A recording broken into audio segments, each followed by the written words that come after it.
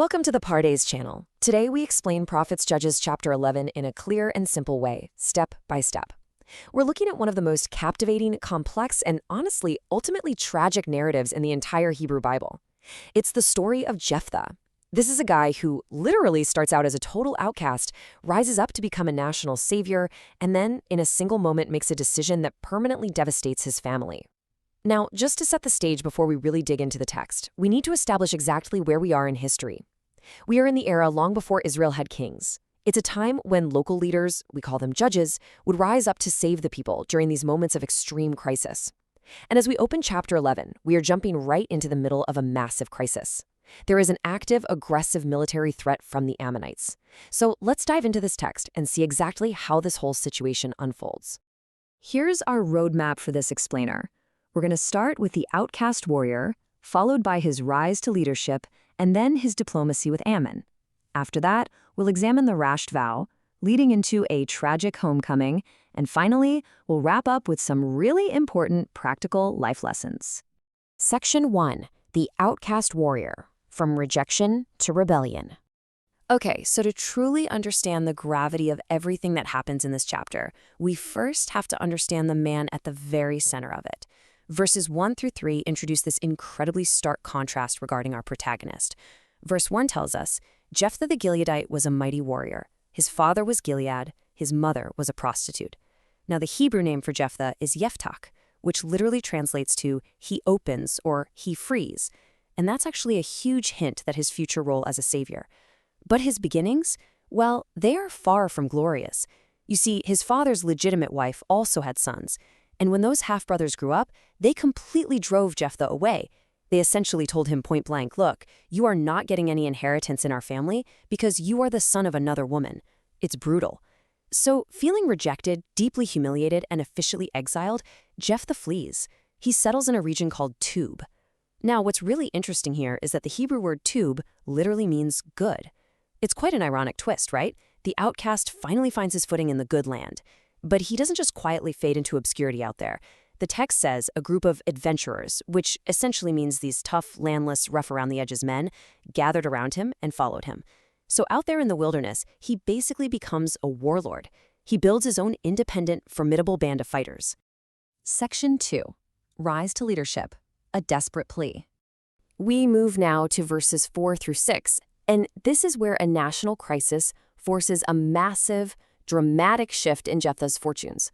Sometime later, the Ammonites declare war on Israel. The situation is incredibly dire. The text tells us that the elders of Gilead actually travel out to the land of Tob to find him. Now, in Hebrew, these elders are the Zechariah. We aren't just talking about older men here. These are the official governing civic leaders and judges of the city. These are the exact same officials who allowed Jephthah to be wrongfully exiled in the first place. And here they are. They need a military commander, and they know Jephthah has the real-world combat skills that they drastically lack. They basically say, hey, come be our commander. But Jephthah isn't going to just nod and say yes. He pushes back hard against these Zechariah. Just listen to this brilliant quote from verse 7. Didn't you hate me and drive me from my father's house? Why do you come to me now when you're in trouble? He completely calls them out. He is pointing out the intense, glaring hypocrisy of them coming to beg for his help after treating him like garbage. And you know what? The Zechariah don't even attempt to deny his accusation. They know he's right. Instead, they just up the offer. In verses 8 through 11, we witness this formal, high-stakes negotiation. They promise him that if he comes with them to fight the Ammonites, he won't just be some temporary, disposable military commander. He will actually be the head over all who live in Gilead. Jephthah wants to be absolutely sure this isn't some trick to use him and throw him away again. So he asks, if the Lord gives them to me, will I really be your head? The elders swear to it. They take a binding oath. The deal is struck. Jephthah goes back with them, and the people officially make him their head and commander. But to make this absolutely binding in ancient Near Eastern culture, Jephthah repeats all his words before the Lord in a place called Mizpah. Mizpah actually means watchtower or lookout. It's this powerful symbolic reminder that God is actively watching over this newly forged covenant. Just like that, the exiled outcast has become the official, legitimate ruler of his people. Section 3. Diplomacy with Ammon. The history lesson. Now, you might expect a rogue warrior who just gained control of a massive army to immediately draw his sword and charge into battle, right? But verses 12 through 28 reveal a remarkably different, highly strategic side of Jephthah. He actually attempts peaceful diplomacy first. Jephthah starts by sending official messengers directly to the Ammonite king, simply asking a straightforward question. What do you have against us that you have attacked our country? The Ammonite king responds with a very specific, direct territorial claim. He argues that hundreds of years earlier, when Israel came up out of Egypt, they stole Ammonite land, and he demands it back peaceably. So it turns out the root of this entire massive conflict is completely framed around a historical, geographical land dispute. But Jephthah absolutely does not back down. Instead, he sends his messengers right back with an incredibly detailed history lesson to prove that the Ammonite king's claim is fundamentally historically wrong. Let's walk through this timeline together carefully because it's crucial. First, Jephthah clarifies that Israel never took the land of Moab or the Ammonites. When Israel left Egypt, they traveled through the harsh desert. They sent messengers to the kings of Edom and Moab, politely asking for permission to pass through their lands, but both kings flatly refused. So what did Israel do? They respected those sovereign borders. They stayed at Kadesh, they completely skirted around Edom and Moab, and eventually camped on the other side of the Arnon River, strictly outside of Moab's territory.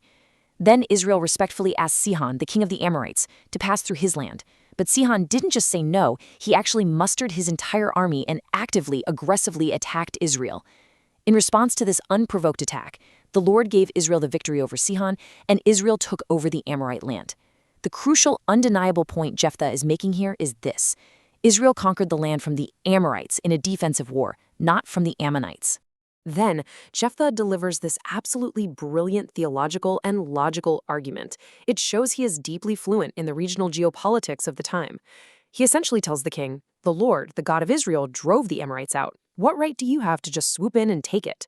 He even brings up their own national deity, Chemosh. Now, Chemosh was the primary god of the Moabites, and here Jephthah associates him with the Ammonites as well.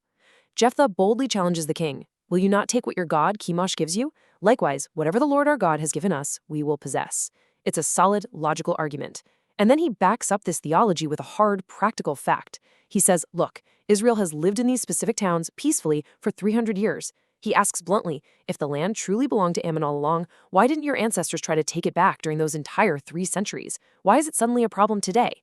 He concludes his whole diplomatic mission by saying, let the Lord, the judge, decide the dispute this day. But verse 28 tells us a sad reality. The king of Ammon paid absolutely no attention to the message. Words have failed. Section 4. The Rash Vow, a Fateful Promise. So, with diplomacy completely exhausted, war is now totally inevitable. And verse 29 tells us a deeply crucial detail. The Spirit of the Lord came upon Jephthah. This means he is officially empowered by God. He has divine backing. He advances across the region to confront the massive Ammonite army.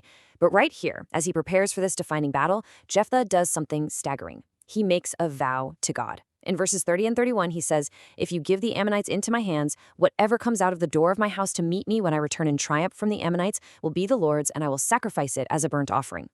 Now, we need to understand the Hebrew term used here for burnt offering. It's olah, which specifically means a sacrifice that is entirely consumed by fire, going up completely in smoke. It is the absolute highest, most total, most final form of sacrifice. He is actively bargaining with God, promising this ultimate offering in exchange for guaranteed victory. It is a highly consequential, deeply literal, and frankly, completely reckless promise. Immediately after making this vow, Jephthah charges into battle. Verses 32 and 33 report the outcome. The Lord gives the Ammonites into his hands. Jephthah secures a massive, sweeping military victory, devastating 20 entire towns and completely subduing the Ammonite threat. He did it. He saved his people. He secured his permanent position as their legitimate leader. But here's the profound, tragic irony of the biblical text. Remember what verse 29 explicitly stated? The Spirit of the Lord was already upon him before he ever opened his mouth to make that vow. He didn't need to bargain. The victory was already secured by God's empowerment. He won the war, yes, but that completely unnecessary, rash vow is now hanging incredibly heavily over his head. Section 5. A tragic homecoming, the cost of victory. We move now into verses 34 through 40, and the pacing of the narrative shifts so dramatically here. We go from the chaotic, adrenaline-fueled high of a battlefield straight into a profoundly somber, devastating personal reality. Jephthah returns to his home in Mizpah in absolute triumph. But Based on his vow, he is walking up to his house waiting with absolute dread to see what is going to emerge from his doors to greet him. Verse 34 reveals the horrific twist. Who should come out to meet him but his own daughter? She is dancing to the sound of tambourines, which in Hebrew are called tupim. Now, this wasn't unusual. This was the standard cultural way Israelite women celebrated major military victories. It's exactly what Miriam did at the Red Sea in the book of Exodus. But the text drives the tragedy even deeper with one heartbreaking simple detail. She was an only child. Except for her, he had neither son nor daughter. The very second he sees her, the full, crushing reality of his rash words crashes down on him. Verse 35 tells us he literally tore his clothes. In ancient Israelite culture, this act is known as careless. It's the visceral, physical tearing of your garments as a sign of overwhelming grief and deep mourning for the dead. He cries out, "Oh, my daughter, you have made me miserable and wretched because I have made a vow to the Lord that I cannot break." Notice his initial reaction here. In his intense emotional turmoil, he almost seems to project the blame onto her for coming out to celebrate him. You have made me miserable. But ultimately, the inescapable truth remains perfectly clear. The fault lies entirely with his own mouth and his literal, unbreakable vow. The resolution of this chapter is incredibly heavy. And reading it strictly according to the Peshat, the simple, plain, literal meaning of the Hebrew text, it leaves us with a very stark reality. The daughter responds with striking, incredible nobility. She actually tells her father that since he gave his word to the Lord and the Lord avenged him of his enemies, he must do to her just as he promised. She makes only one single request. She asks for 2 months to roam the hills and weep with her friends, specifically because she will never marry or have children. Jephthah lets her go. After those 2 months, she returns, and verse 39 states quite plainly and coldly that he did to her as he had vowed, and she was a virgin. The text concludes by explaining that from this deeply tragic event came a unique Israelite custom, where every single year, the young women of Israel go out for 4 days to commemorate the daughter of Jephthah, the Gileadite. Section 6. Practical Life Lessons, the Simple Meaning. So we've walked step by step through the entirety of this ancient text. But what practical life lessons should we actually extract from this simple meaning of this chapter? Well, first, we learn the immense, undeniable value of communication. Before resorting to bloodshed, Jephthah presented a very thorough, historically reasoned argument to his enemy. Attempting diplomacy and establishing facts before jumping into conflict is a sign of true, measured leadership. However, his ultimate downfall teaches us the second and arguably most vital lesson here. We must beware the extreme danger of making rash promises, especially when we are highly emotional, desperate, or seeking a sense of control. Remember, Jephthah already had the Spirit of the Lord. He didn't need to bargain with God to win, but he let his anxiety completely dictate his speech. Finally, this chapter brutally illustrates the profound and lasting weight of our words. Once spoken, words are permanent. They have real-world consequences that can permanently alter the course of our lives and tragically destroy the lives of those we love the absolute most. So I leave you with this question to quietly reflect upon today. What are you willing to promise in a moment of sheer desperation? And are you truly prepared for the ultimate cost of those words? It is a very sobering thought, but internalizing it can really protect us from our own impulsive nature. Thank you for learning with us. If this helped you understand the chapter better, like, subscribe, and join us for the next chapter.